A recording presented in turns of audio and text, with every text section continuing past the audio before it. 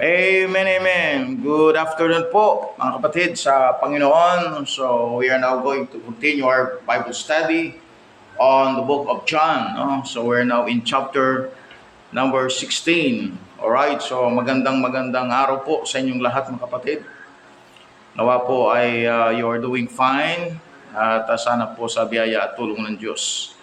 At sa ating pong panimula ay nais ko lamang pong manalangin at upang sa ganun ay hingin natin ang awa ng Diyos at tulong ng Panginoon Diyos sa ating pag-aaral. So let's read, no? Alright, so babasa po ninyo, medyo baliktad lang. It is finished. Amen. John 19:30. Alright, so let's go to the book of John, chapter 16.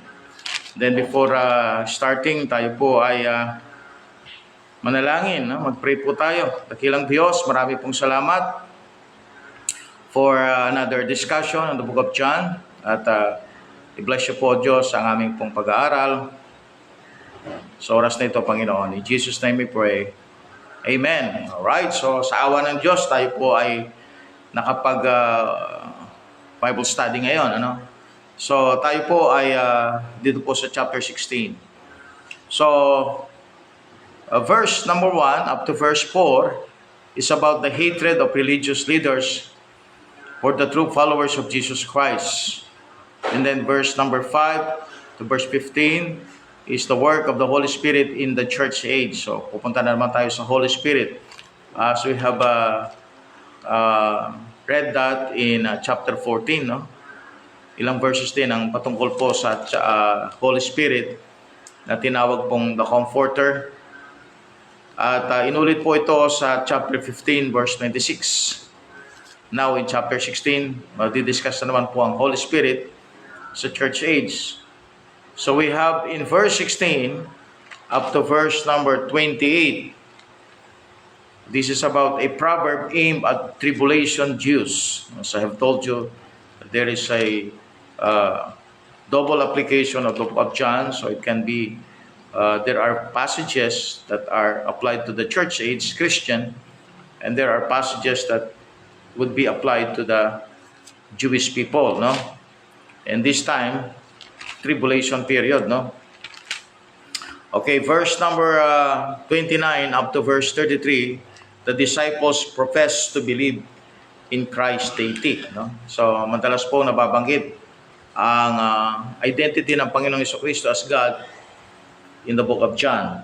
Alright, so basahin po natin from verse 1 to 4, the hatred of religious leaders for the true followers of Jesus Christ. These things have I spoken unto you, that you should not be offended. They shall put you out of the synagogues. Ang synagogues po, ito po yung group na mga Jewish, no? Kapag Jewish sa culture po nila, no? Meron silang mga group study, no? Ng Old Testament. And whenever they group, alright, at meron silang pinaka-teacher, the rabbi, ay tinatawag nila itong synagogue. At this time, may synagogue, no? Sa time ni Christ. Wala na po kasi yung tabernacle, at wala na rin yung temple worship. Naging pagan na siya. Kaya, ang mga Jew, in replacement to temple worship, although may temple pa nung panahon na yon, pero yung priest, high priest, meron pa sila, pero yung Old Testament way, kung paano po ito ay operate, no? Wala na, no? Apostate na sila, no? Nag-mix na yung pagan at saka Jewish culture. So, in replacement of that, meron pa silang synagogue, yung group of people na mga Hudyo, they are studying the scriptures. So they shall put you out of the synagogue. So synagogues, bakit kinakatakutan ito na alisin ka sa synagogue? Kasi nga, hindi ka na talaga related sa Jewish traditional culture sa panahon na yon. Para bang outcast ka na, no? They shall be put you out of the synagogues. Yea, the time cometh that whosoever killeth you will think that he doeth God service. And these things will they do unto you, because they have not known the Father nor me. But these things have I told you, that when the time shall come, ye may remember that I told you of them. And these things I said not unto you at the beginning, because I was with you. So ito po ay persecution. No? The persecution will always come first from Orthodox religious leaders. For 2,000 years, it has come mainly from leaders of the Roman Catholic Church, the Greek Orthodox Church, and Islam, no? For 2,000 years. They feel exactly about a Bible-believing Christians as the verse describes. Their killers are defending Allah, or honoring Mary, or Holy Mother Church. The Catholics for years would bless the instruments of torture they used in the Inquisition before torturing Christians to death. Mohammedans poison, mutilate, dismember, and behead Christians. All state churches have that possibility, even the Anglican and Puritan churches, which tried to set up state churches in New England, 1630 to 1730. The religious leaders who tolerate this kind of conduct are unregenerate sinners according to Jesus Christ, as we read in verse number 3, regardless of their profession. So no wonder kapag Christian ka, faithful ka sa Panginoon, and of course, no, vocal ka sa pagpipreach, pagtuturo ng salita ng Diyos, you have to expect na ang mga persecution will come from the religious leaders. Whether ito po ay galing sa Catholic, Orthodox Church, Islam, o anumang mga religions na meron silang combination sa state, or what we call the state churches. State churches. Alright? Now, sabi ng Panginoon sa verse 3, and these things will they do unto you, because they have not known the Father nor me. So, ibig sabihin, mga unsaved po ito, mga gagawa ng mga persecution sa mga Bible believers. But these things have I told you, that when the time shall come, yung pagdating ng persecution, you may remember that I told you of them. No? And these things I said unto you at the beginning, because I was with you. No? So you can also connect these verses dito po sa verse 4, Matthew 10:17 to 25, Luke 21 verse 12 to 17. So ito po ay patungkol po sa mga persecutions. So as Christian, as Bible believers, as Baptists, no, we're going to experience persecutions. At yun po ay sinabi ng Panginoon sa kanyang mga disciples. And it happened, no? Hanggang sa ngayon, no? May mga Christians, no? I think presently sa Indonesia na may mga pinapatay talaga ng mga Kristiyano, no? Some other parts. At nung ako'y pumunta sa Cambodia, sa Vietnam, talagang nandun yung history na kung saan po ang mga Christians ay naging bahagi po sila ng mga pagpatay, no? Sila po ay pinagpapatay. Lalo na po nung ang Amerika ay nandun sa sa Vietnam, no? They said na mga Christians ay mga part ng CIA. At meron po ako na-meet na pastor doon, ang tatay niya ay pinatay, no? Ng mga Vietnamese, because they said na sila po ay bahagi ng CIA. Hanggang ngayon, no? Is being watched, because ang thinking nila dahil siya po ay ang tatay niya ay pastor at naging convert ng isang American missionary. They thought na sila po ay mga CIA, no? So, andun pa po, no? Present pa yung persecution na yan. Dito naman sa Pilipinas, of course, nakakaranas tayo ng persecution from other religions. It includes the Roman Catholic Church and other churches. Alright, so bahagi po, no, ng paglilingkod sa Diyos ang persecution. At yun nga ang binanggit ng Panginoon sa John 16. So let's move to verse number 5 to verse number 15. The work of the Holy Spirit in the church age. So babalik tayo sa Holy Spirit, no? Na-discuss natin sa chapter 14 yan. Pero naman iba po yung mga binanggit dito sa verse 5 patungkol sa Holy Spirit. Pero meron pong mga bagay na makita natin na talagang bahagi talaga siya sabihin natin Christianity, itong Holy Spirit. At makita natin, hindi po magkakaroon ng work at ministry dito sa mundo nang wala po ang gawa ng Banal Espiritu. Verse 5, But now I go my way to him that sent me, and none of you asketh me, Whither goest thou? But because I have said these things unto you, sorrow hath filled your heart. Nevertheless, I tell you the truth. It is expedient for you that I go away, for if I go not away, and this is the Lord Jesus Christ saying, no, the Comforter will not come unto you, but if I depart, I will send him unto you. So, aalis muna si Christ, pupunta sa langit, and then, bababa naman ang Holy Spirit. He is going to be sent. Alright, He's going to be sent. Sabi ng Bible, nevertheless, I tell you the truth, it is expedient for you that I go away, for if I go not away, the Comforter will not come unto you. But if I depart, I will send him unto you. Alright, so you can read verse 14, chapter 14, verse 26 with this, no? Sabi niya, But the Comforter, which is the Holy Ghost, whom the Father will send in my name, he shall teach you all things, and bring all things to your remembrance, whatsoever I have said unto you. So another in chapter 15, verse 26, And when the Comforter is come, whom I will send unto you from the Father, even the Spirit of truth, which proceeded from the Father, he shall testify of me. So you will see clearly yung Trinity dyan, ano? The Comforter is the Holy Spirit. The Father will send the Holy Spirit through Christ's name. See that? The Trinity is there, all right? The Father, Son, and the Holy Spirit. So the Comforter is a person, no? Some said, ang Holy Spirit daw ay power lang, parang electricity o energy. But the Comforter is a person, no? Person po siya. Person. Alright? And when he is come, you see the word he there, no? Male, no? Gender. He.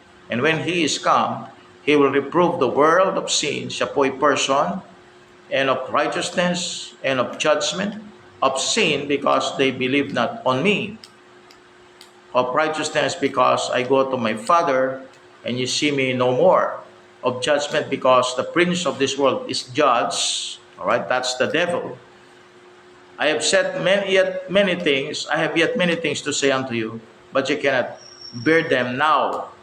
Howbeit, when he, that's the Holy Spirit, the Spirit of truth, is come, he will guide you into all truth, for he shall not speak of himself, but whatsoever he shall hear, that shall he speak, and he will show you things to come, future, no? Mga bagay na darating. He shall glorify me, for he shall receive of mine, and shall show it unto you. All things that the Father hath are mine, therefore said I, that he shall take of mine, and shall show it unto you. So, makita natin the work of the Holy Spirit in the church age. Ano bang gagawin ng Holy Spirit sa loob ng 2,000 taon? Sabi ng Panginoon, una, sabi niya, when He is come, He will reprove the world of sin.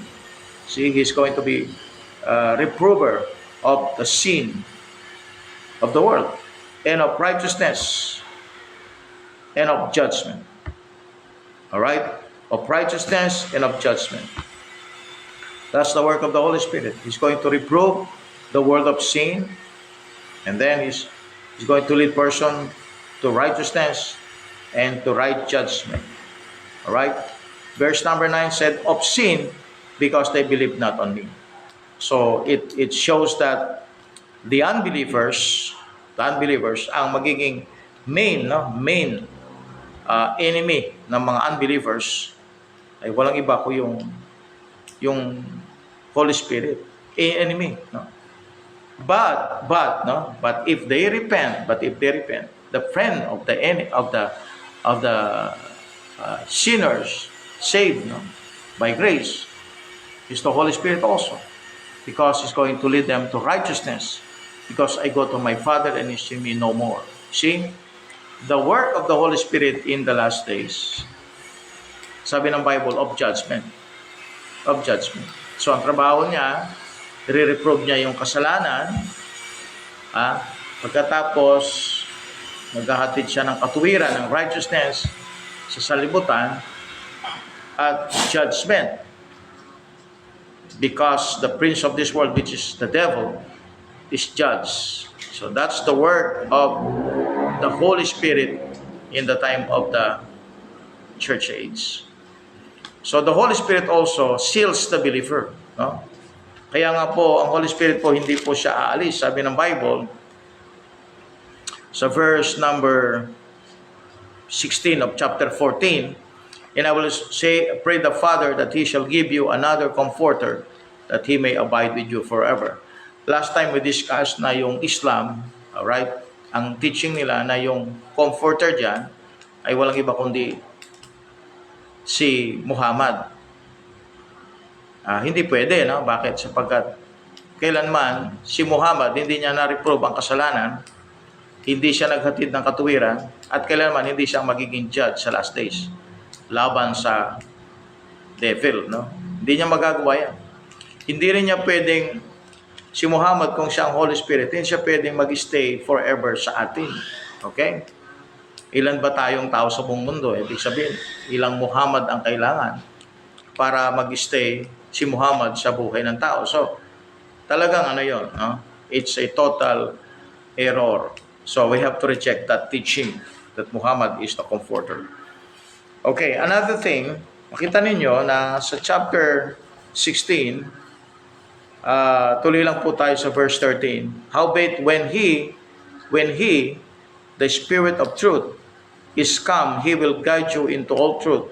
For He shall not speak of Himself, but whatsoever He shall hear, what shall He speak, and He will show you things to come. Ito naman, mga kapatid, no? Itong verse 13, talagang ascribe lang ito sa Holy Spirit. Pero alam niyo po ba ang Roman Catholic Church? Dahil po meron silang teaching na papal infallibility or the infallibility of the Pope sa morals and faith. Yun yung dogma ng Roman Catholic Church na ang merong karapatan sa morals at faith ay walang iba kundi ang Pope, no?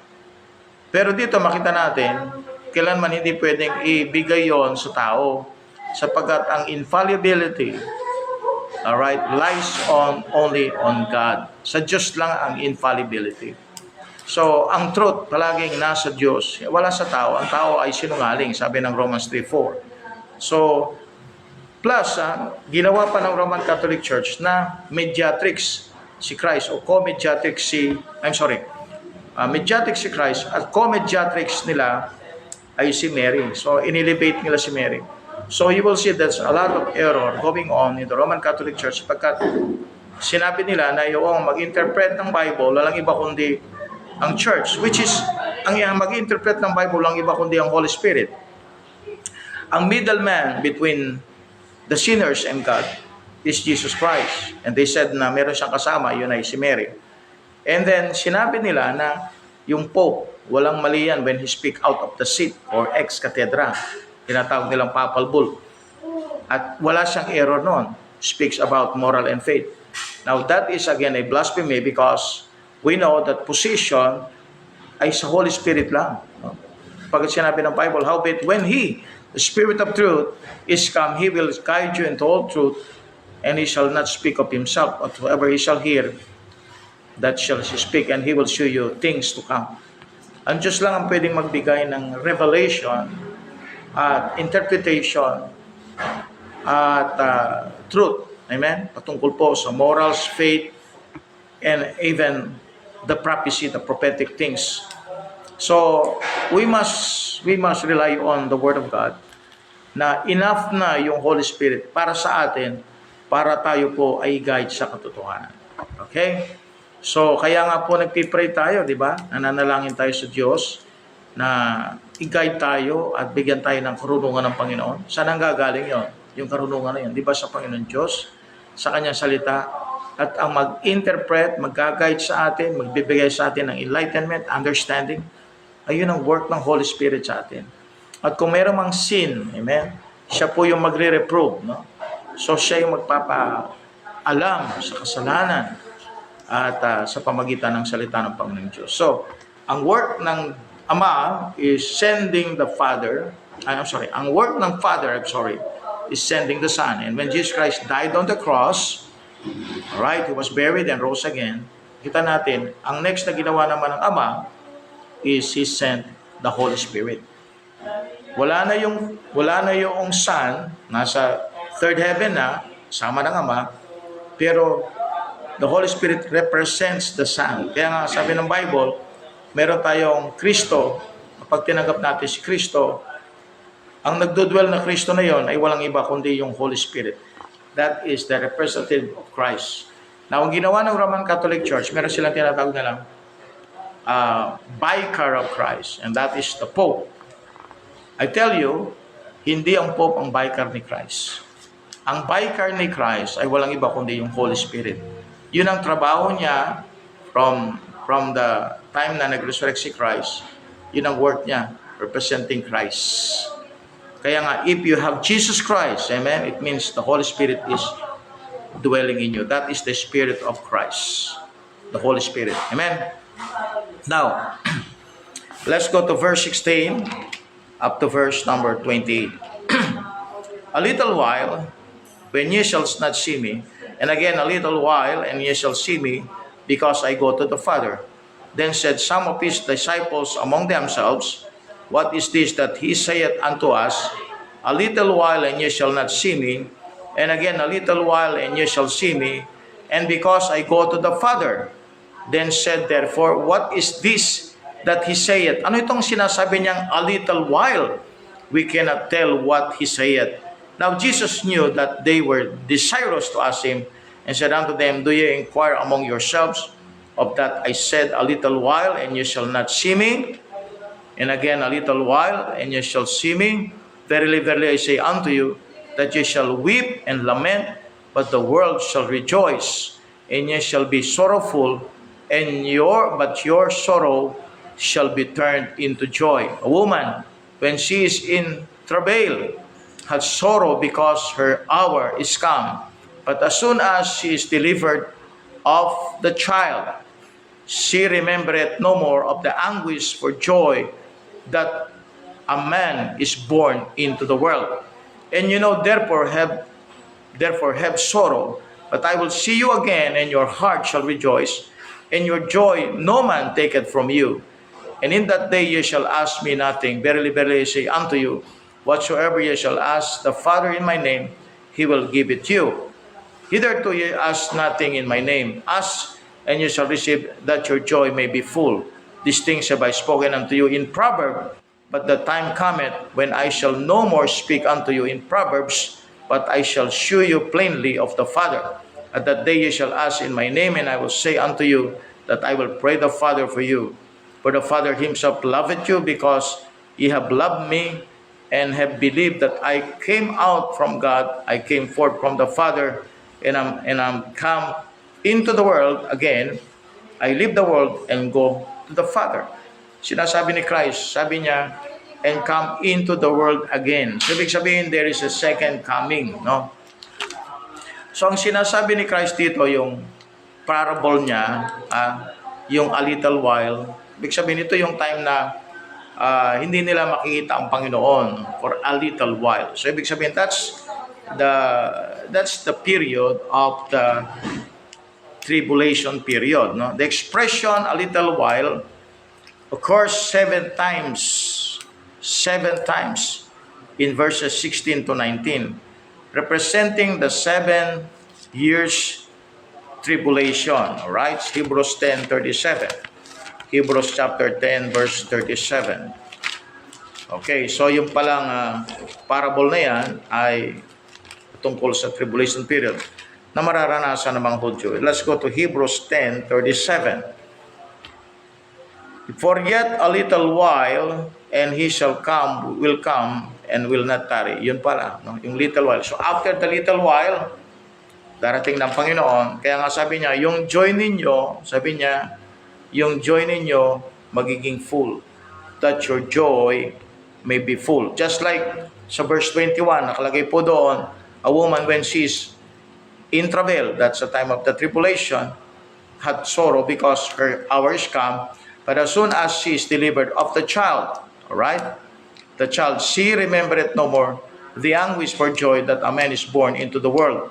So that is yung word na, and she is delivered of the child, is connected to Job 3 verse 3, Isaiah 66 verse 7 to 8, Micah 5 verse 3, 1 Thessalonians 5 verse 2 to 3, and then Revelation. Alright, punta kayo sa Revelation chapter 12 verse 1 to 5. So ito po yung time ng Jacob's trouble. At kapag sabi niya, lumabas na yung bata, the man is born into the world, and there is joy.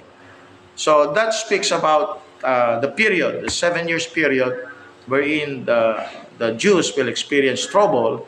Then after that, the second coming, after that, joy will come. Kaya nga sabi po niya sa verse 28, I came forth from the Father and am come into the world. Dumating siya, again, I leave the world.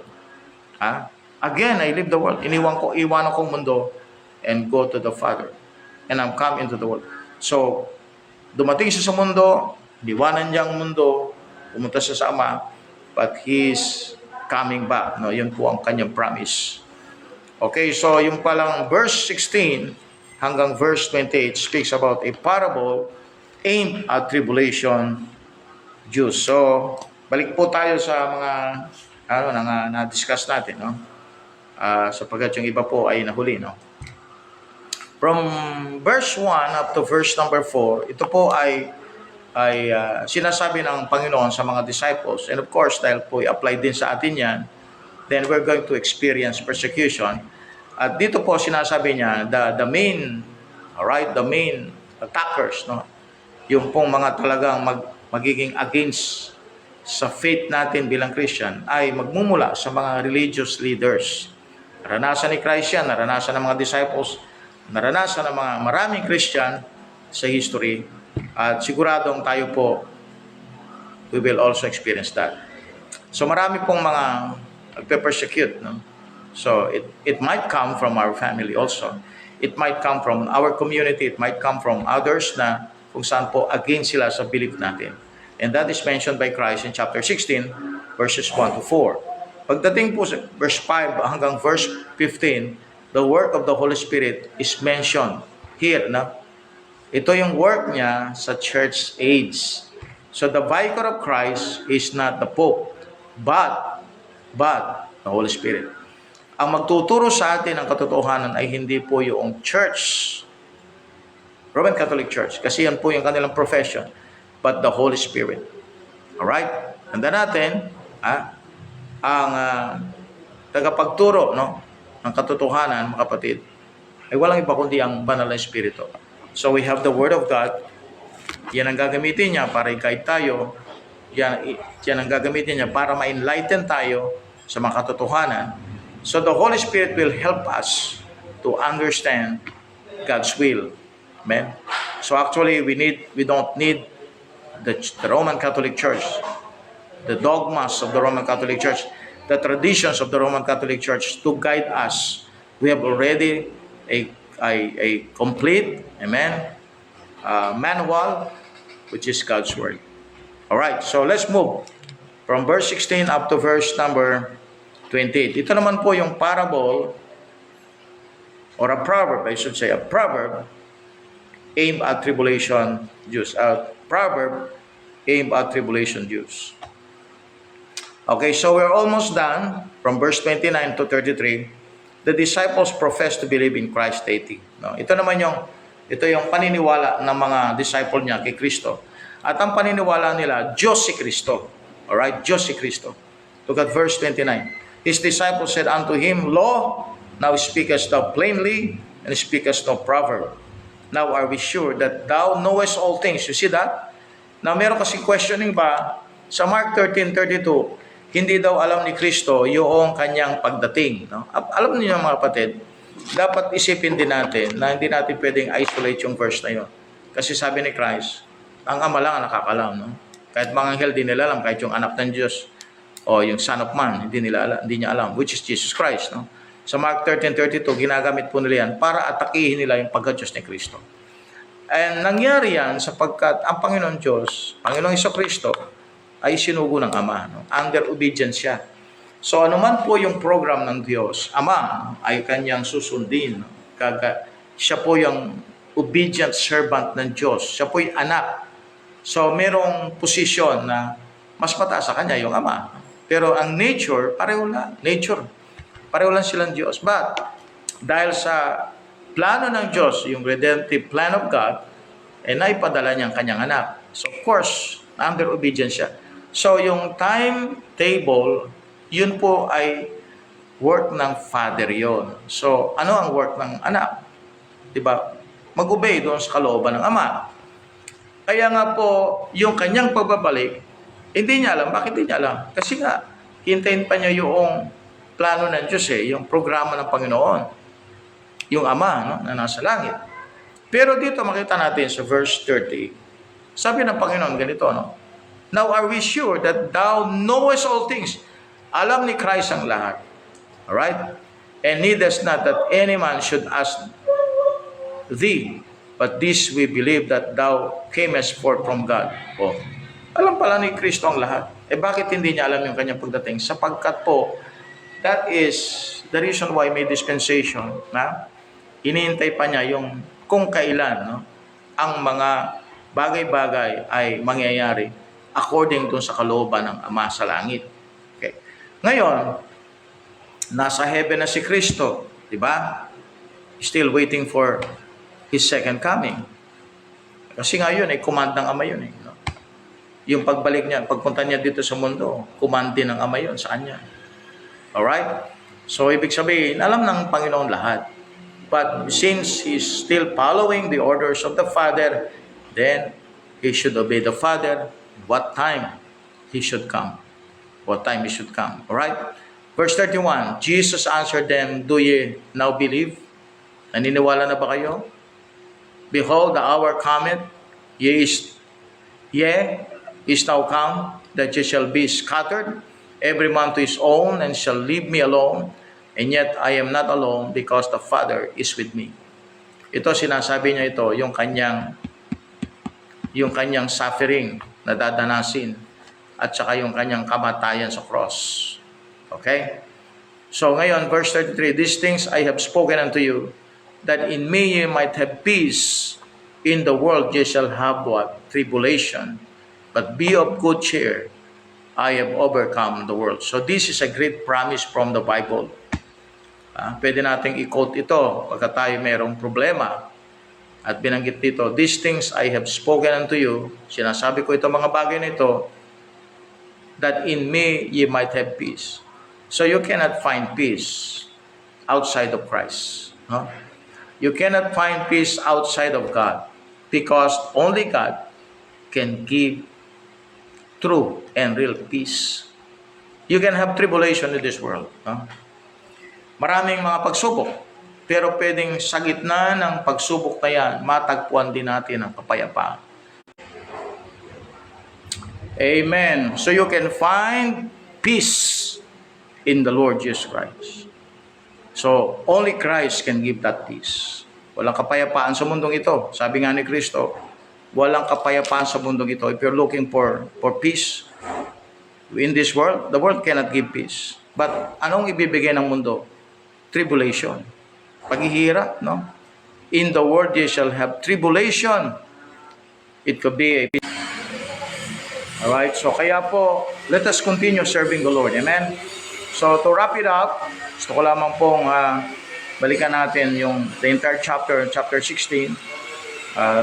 Ano na lang po ito, summary na lang. So, we have discussed about the persecution that will always come first from the Orthodox religious leaders. For 2,000 years, ito po yung nagmula sa Roman Catholic Church, the Greek Orthodox Church, and Islam. Alright, so from verse 5 up to verse 15, we're talking about the work of the Holy Spirit in the church age, na walang ginawa ang Roman Catholic Church kundi kunin yung posisyon na yan, na sila yung magiging revealer ng truth at mag-interpret ng Bible. Okay? Kinuha nila yan. Inaangkin nilang sila ang gagawa niyan. From verse 16 up to verse number 28, ito naman ay proverb aimed at tribulation Jews. Okay? Kaya makita mo yung words na little while, little while, little while, 7 times nag-appear. That corresponds to the 7 years of a tribulation period. And then, kinonect natin yan sa Hebrews 10:37.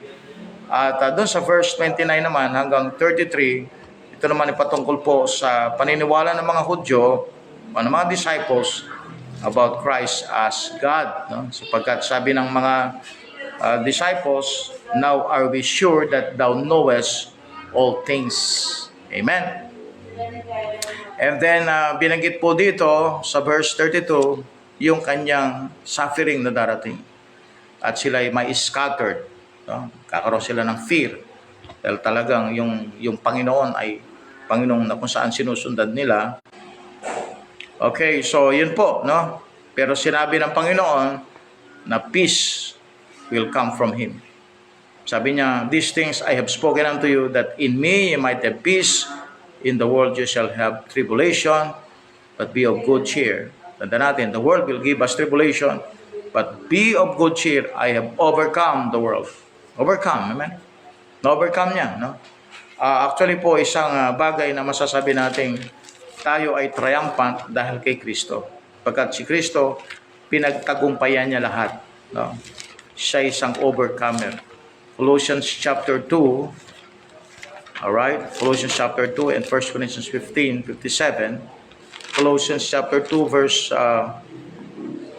sabi ng Bible sa verse 14, blotting out the handwriting of ordinances that was against us, which was contrary to us, and took it out of the way, nailing it to His cross. And having spoiled principalities and powers, He made a show of them openly, triumphing over them in it. So He is a conqueror. Kaya nga po sabi ng Bible, but thanks be to God which giveth us the victory through our Lord Jesus Christ. I have overcome the world. Kaya nga sabi ng Bible, ye are more than conquerors through Him that love us. So we have the victory in Christ. And we sing that song, amen? Victory in Jesus. Victory in Jesus. Alright, so yun po ay chapter 16. So pag-expect natin sa chapter 17, the Lord's Prayer. And prayer niya ito para sa mga disciples. At dito rin nag-appear yung sino yung son of perdition sa chapter 17. Okay? Alright, so we're going to discuss that in the next video. Chapter 18, ito na po yung betrayal and arrest of Jesus Christ at Gethsemane. Yan, papunta na yan sa denial ni Peter, and eventually Jesus Christ will be taken to the governor, kay Pilate. Chapter 19, ayun na. Diretso na yan sa crucifixion. And then chapter 20, yung resurrection niya. Alright? And chapter 21, yung ibang mga bagay na ginawa niya after His resurrection. So we're almost done. No? Malapit na matapos ang book of John. So konting tsaga-tsaga na lang po. At we're going to complete the entire book. Alright? So tayo manalangin. Tayo po'y manalangin. Dakilang Diyos, marami pong salamat sa biyaya at pagpapala, Panginoon, na binigay niyo po sa amin. O God, hiniling ko, Diyos, na pangunahan niyo po kami, Panginoon, at biyayaan sa pamagitan po ng iyong mga salita. Salamat po, at bless niyo po patuloy ang aming mga kasama sa Real KJB na patuloy na sumusubaybay sa programang ito. Salamat po. Palain niyo pong bawat isa sa amin, O God, sa buong gabing ito, magdamag na ito, Panginoon. Bigyan niyo po kami ng maayos na pagtulog at recovery sa aming mga kapaguran. At sana, O God, magkaroon kami ng renewal ng aming energy, kalakasan sa pamagitan po ng aming paghimlay. Salamat po, O God, sa iyong salita at sa opportunity na nakapagturo sa pamagitan po ng online. In Jesus' name we pray. Amen and amen. Alright, God bless you all. Alright, so yan, Sister Laila, Sister Nolene, Brother Bert Santos. Yep. Yan. So thank you sa mga comment. Amen. Sister Lobelia, salamat po sa pag-call ng mga makikinig. Sister Gemma. Amen. Thank you, Sister Gemma. Yan. Salamat sa mga comment po ninyo. Some additional words may input natin, amen, sa ating Bible study. Sister Anna, sa Brother Johnny, amen. Brother Ranel Clark, Sister Nolin, at iba po nating mga nakasama dito, sila Brother Justly, amen. Yan. Thank you, no? Salamat po at patuloy lang po tayo sa pakikinig ng salita ng Diyos. Amen. God bless you all. Sister Rose Nicolas, kasama din natin ngayon. Amen. Praise the Lord. God bless you all. And see you po sa ating next video. To God be the glory. All right. Amen. Amen. Praise God.